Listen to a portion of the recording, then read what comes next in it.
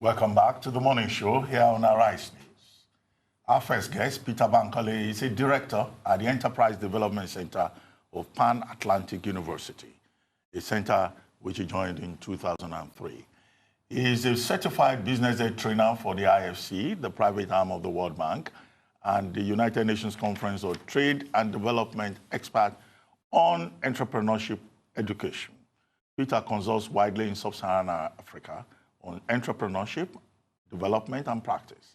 He's a member of the Pan-Atlantic University Management Council and the Lagos Innovation Council. Peter Bamkole, good to see you again. Welcome to the morning show. Nice to see you again, Reuben. Yes, today is Labor Day, May 1. The theme is Uniting Workers for Social and Economic Enhancement, Development. Now, how special is May Day for you? First of all, let me start by congratulating the Nigerian worker and for staying on course. It's been a tough one. The history of labor in Nigeria is similar to those across the African continent. Labor Day for me brings multiple memories. On one hand, yes, it's a day we celebrate the dignity of labor, but more importantly, we reflect whether the government truly appreciates labor. That's why it's a two-sided event for me. Well, I mean, when I said how special is it for you, you know, one major theme today is about this new national minimum wage. You know, you think that's a really important thing because a lot of people have described it as a welcome development. And that this month, at least at the end of this month, workers are hoping that they will get that 30,000 naira minimum wage. That seems to have created a lot of excitement. Well, it depends on the perspective which you are looking at it. Yes, moving from 18,000 to 30,000 is always going to be a welcome development. But if you put it within the context of where we're coming from, perhaps you will appreciate that it's not a good move. It should be higher than that. Let's go back the history lane. And I don't know whether you are aware, around the Shagari time was when all of this really started to take 1981. 1981, precisely. 125 naira. Was 120. I'm happy you remember that. It was 125 naira. Now, that may sound very small, but within the context of, let's dollarize it, $125 then, 125 naira then was approximately $200. By 2011, when the minimum wage got to 18,000 naira, if you dollarize that, that came to something like $110. Today, that 30,000 naira is actually $83. So, is it a time to shout, to say hooray, to look forward to? The reality is that we are deepening the poverty level of our people. So we used to have working class. Now we have working poor. That is where we are today. So I'm not sure whether it's to celebrate it, and that's why I said it's a double-sided. Let's continue to look at the practical impact. The Vice President, Professor Shibajo, has told governors to seek ways of increasing their internally generated revenue, basically alluding to the fact that government palliatives that were available in the past, like loans and bailout funds, Paris Club refunds, will not be available. How practical is this? Asking them to seek. What if they seek and do not find? What then happens? Do you foresee this minimum wage, as modest of an achievement as it is, to even be implemented at all by most of the governors? First of all, I can tell you straight up that the minimum wage may not be paid by all the states. That's the reality. Again, we also need to understand that all the states are not, and so it is strange to assume that everybody, all of them will be able to pay. But there are different ways in which we can ameliorate the situation. First of all, we need to be fair. And everything does not revolve around those in the public service alone. We have to look across the entire spectrum, from public to private. And so if I have a choice as a labor person, I can move from public to private. Private should not stay at 30,000 minimum because a number of them can afford it. But the challenge that we even see goes beyond whether it's private or public. When you look at what the politicians earn, formal, officially and unofficially, then you begin to compare. And that's what is sending this signal to people to say, sorry, you can still afford much more than you are saying. Asking people to go back and generate revenue internally. From who? From where? Still from this same set of people? I think it's going to be a vicious cycle that we will not find an end to it. In my opinion, it's not possible. We're just going to be making the labor force poorer and poorer and poorer. Well, it's also a need to reflect and, of course, forge a way forward. In reflection, let us look at those who are not captured yet as workers. Recently, we've seen statistics. Some 9 states have improved the statistics of unemployment. But when you look at the larger, bigger picture, it's still a gloomy number. One of the strategic priorities of the Economic Recovery and Growth Plan by this government is to drive industrialization with a special focus on SMEs.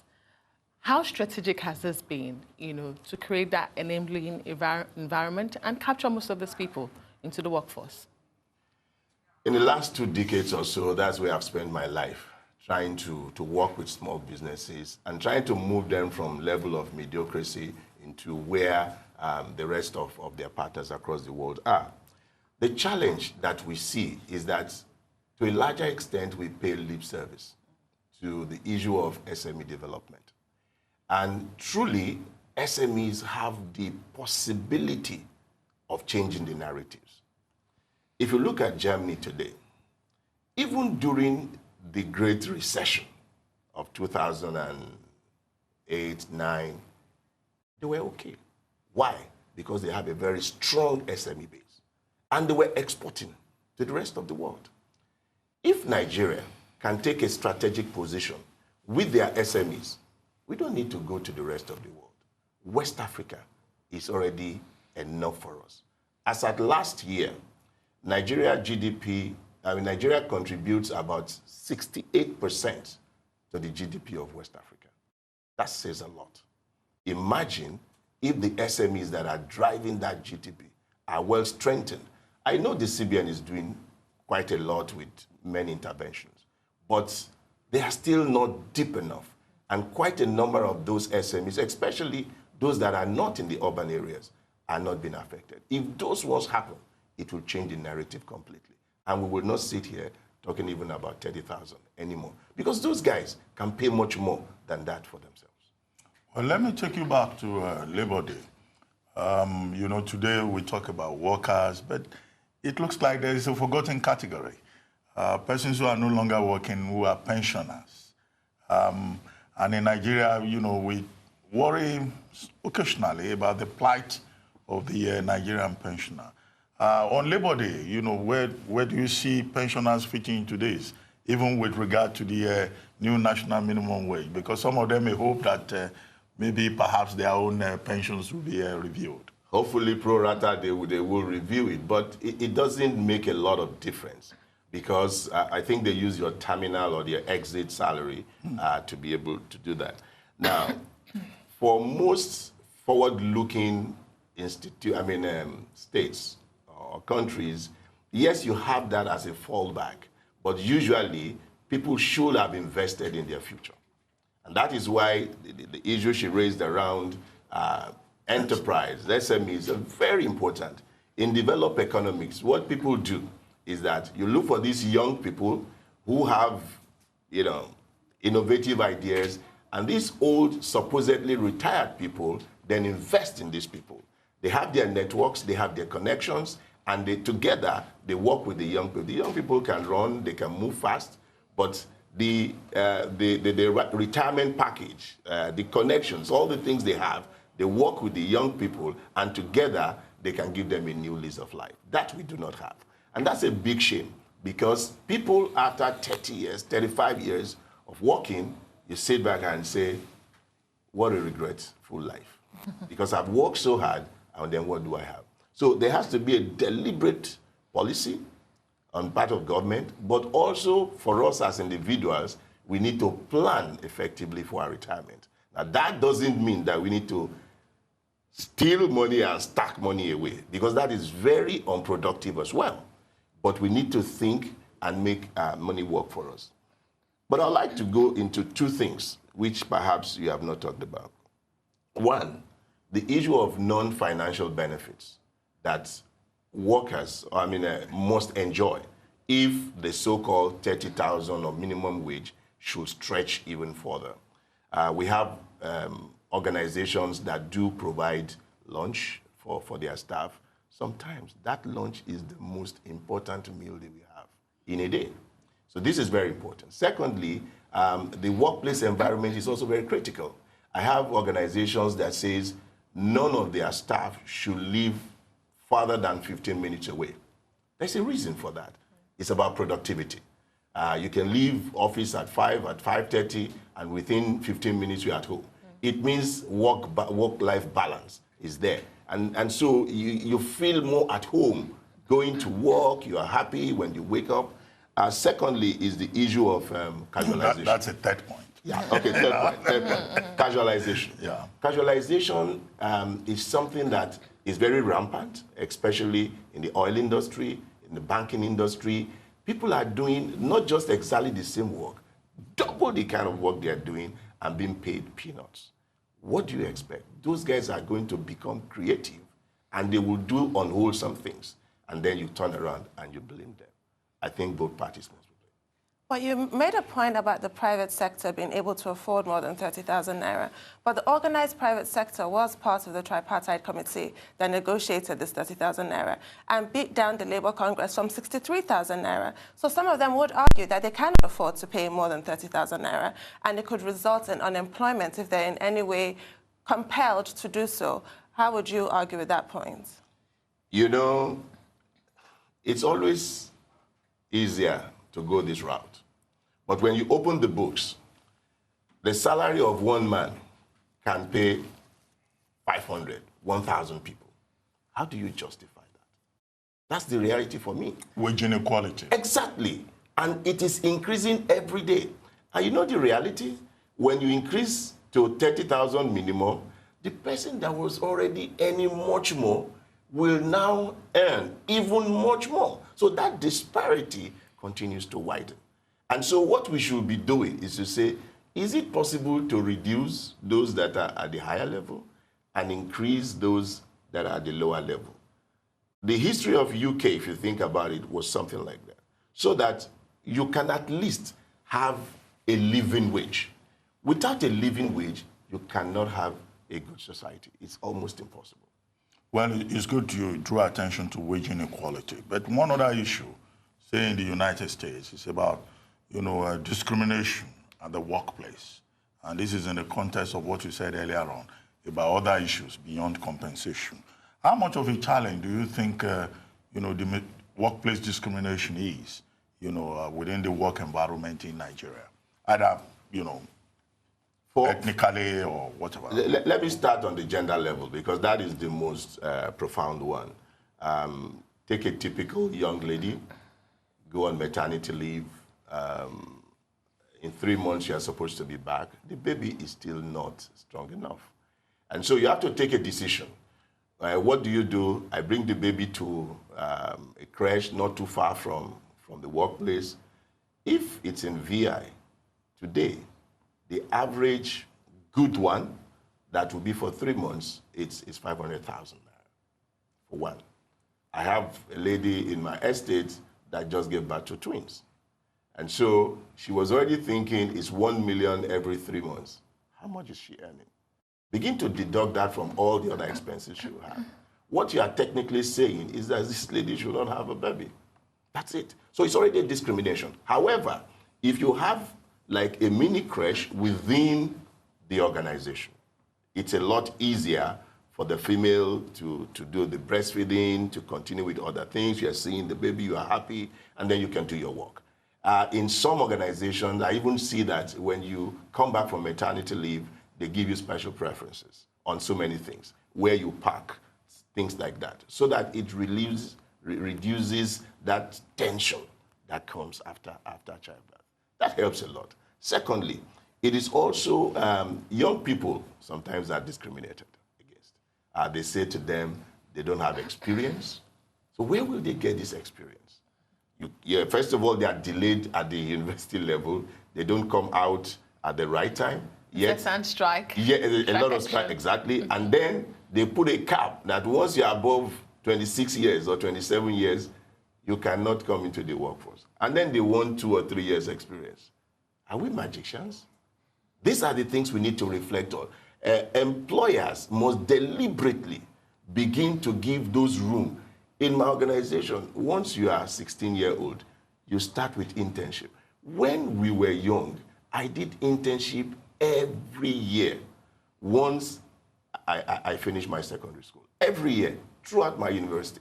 Of course, it provided little change for you to do, but that wasn't the issue. It's about building the right work ethics and integrating you slowly into the work environment. That we don't have anymore. Well, you mentioned maternity leave. May I just quickly say there should be paternity leave as well. Only Lagos State recognizes that. That is discriminatory in and of itself. I agree with you 100%. You want paternity leave, right? Absolutely. So long as the men are going to sit down and also help. And bond with the baby and help, because it's not a woman's prerogative. This is very important. You don't babysit your own children, Dr. No, you're just with the family. Father is a father, It's very important. Wash napkins. Yes, why not? Why not? For gender balance. Do you know in some countries, Canada in particular, also in the UK, you can take up to 1 year. After the first 6 months, you can work from home, you can come back, and then you must be at work, I think, 6 to 9 months, and then you can go on another one again.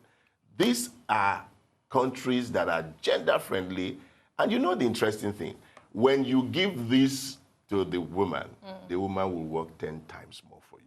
Absolutely. That is the reality. And that brings us to my question of job satisfaction for Nigerian workers. Is this even in the psychology of the Nigerian worker?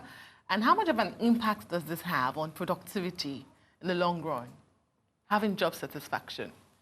You know, I define for a good CEO, it's not even about what you pay your staff. It's just keeping them happy.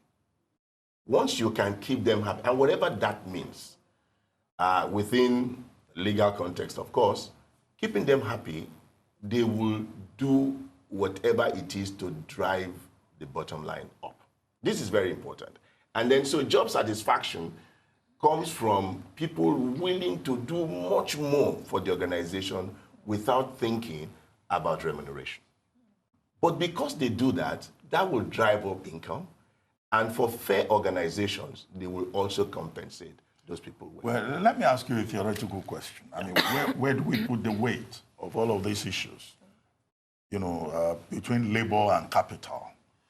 Because oftentimes on Labor Day, we talk about the interest of the worker, make the worker happy, you know, so that there will be productivity and all that. But how about the interest of capital, the shareholders' interest? Because people don't necessarily set up, you know, businesses because they want to make you or happy. You know, it's not charity, it's about capital, isn't it? Where will you put the weight of the argument? You know, the world is moving on.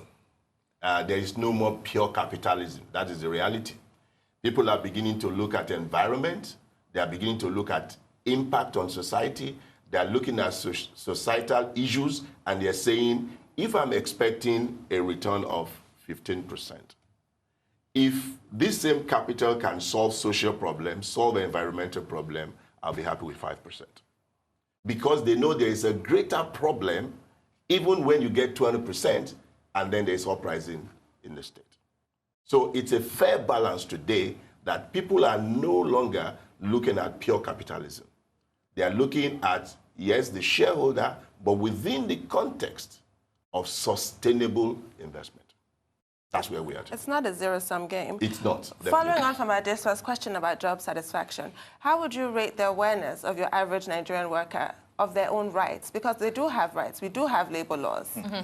How aware are we? No, really. I know. It's just that I'm smiling because I would say you are speaking English. Because these guys, sincerely, it's not For them, right is a secondary, maybe tertiary consideration. The first thing is, let me get out and earn something. Whether that something is equitable, is right, is just, that becomes secondary. Because there are so many more people who does not have access to job, whether it is dignified or not. And so the rights, you are correct, but it's just that it's not on the front burner. So they're not aware of their rights? They are not aware, and they are probably not even thinking about it. Their rights. Well, you teach enterprise development, and you know, a lot of people have said, look, the curriculum in our school system at all levels does not necessarily promote entrepreneurship.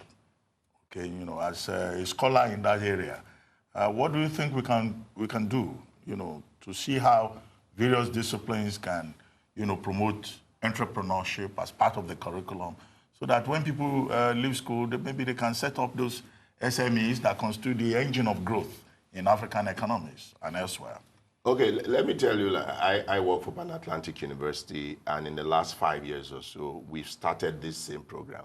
You cannot graduate from our university without going through 1 full year of enterprise education. And that, we have seen, seems to have changed the mindset of people. I've also seen other universities that have adopted the same methodology. And graduates of those universities comes out, and the first thing in their mind is, why should I work for anybody? They begin to see opportunities, but that is largely being done in very limited universities. I think the NUC should, you know, promote more, not through legislation, but to convince people's mind that is the right way to go.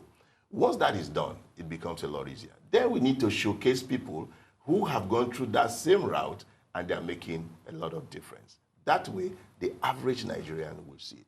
But there is light at the end of the tunnel. Just a few weeks ago, we now started working with the MasterCard Foundation from Toronto, and they have a big ambition of creating 30 million jobs across the African continent. And this is not going to go through the university systems alone. We're going to look at real jobs that are there. So in Nigeria, they have different country strategy. In Nigeria, we're looking for almost 1/3 of that in Nigeria because we have a huge population. And we're focusing on the agriculture, value chain, and also on the creative industries. Of course, with an embedded ICT across those two sectors. And it is possible. And so we're looking at people to say, when you finish even secondary school, without going into university, you can still be taught to be useful within the system and create vital jobs. And this happened in the UK at some point, where indeed, you know, without going to university, you learn a trade, you can actually live a good life. And hopefully that will happen. Of course, there are different reasons for why things like this have been done. But Africa today has the highest number in terms of percentage of youth. Peter, I know you have to rush off. You have another function this morning, and we don't intend to keep you. But I know you are going to a program organized in honor of a man who has been a scholar, who has worked his entire life, and who has made a lot of contributions as an intellectual. Do you want to talk about him briefly? Yes, it's about Professor Albert Aloz. Yes. Of course, he was the first Director General for Lagos Business School. He was the first Pan-Atlantic University Vice Chancellor. He taught me policy, he taught me strategy in my MBA, which he did 20 years ago. I'm still a young man, of course. We need to celebrate people like that because he's not a Nigerian. I don't know why he hasn't been given the Nigerian passport, but he's been here for more than 3 decades. And he was part of the people that set up the Lagos Business School, the Pan-Atlantic University, White Sands, and so many other institutions that are making a difference in Nigeria. He's 80 today, right? He's around 80 today. Around 80 today. Well, I mean, so fine we just example. want to sit with him and just Thank God for it. Yes, good example of how a worker, can contribute That's to a real worker. social and economic development and also human development. Absolutely. Thank you very much, Peter. Thank you. That's all from Peter Bamkole, Director, Enterprise Development Centre, Pan-African University. We'll take a short break, then we'll be back. Stay with us. Thank you.